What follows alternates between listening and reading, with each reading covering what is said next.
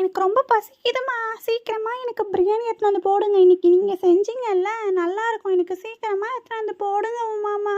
இந்த பாலாஜி பையன் வேற என் எதிர்லயே உட்காந்து சாப்பிட்டுன்னே கிடக்குறான். இங்க பாருங்க, கேரட் கார் கூட வரமாட்றாருமா.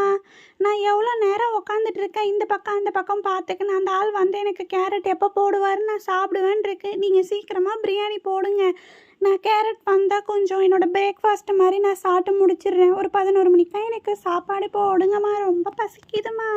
அம்மா அம்மா, கேரட் காரு கிட்ட வந்துட்டாரு. நான் கேரட் சாப்பிட்றேன். நீங்கள் எனக்கு மதியமாக எடுத்துகிட்டு வந்து ஞாபகமாக பிரியாணியை போடுங்க, சரிங்களா? அந்த பாலாஜி பையனும் என்னை வெறுப்பேற்றிட்டே இருக்காம்மா. கேரட்டு சின்னதாக போடுவாரா பெருசாக போடுவாரான்னு தெரியலையே. 1 போடுவாரா இல்லை 2 போடுவாரான்னு கூட தெரியலையே. அவரை கொஞ்சமாக நம்ம பிரெயின் வாஷ் பண்ணணும், அப்போ தான் நல்லா போடுவார். பரவாயில்லப்பா, புள்ள கொஞ்சம் பெருசாக தான் போட்டுக்கிறாரு. நல்லா சாப்பிட்னே நம்ம பிரேக்ஃபாஸ்ட்டை முடிச்சிடலாம். அம்மா வேறு காலைல பிஸ்கெட்டும் போடலல்ல, அதனால் இந்த கேரட்டு ரொம்ப ருசியாகுது சாப்பிட்றதுக்கு. ரொம்பவே நல்லா இதுப்பா. ஐயோ சூப்பர் ரோடே.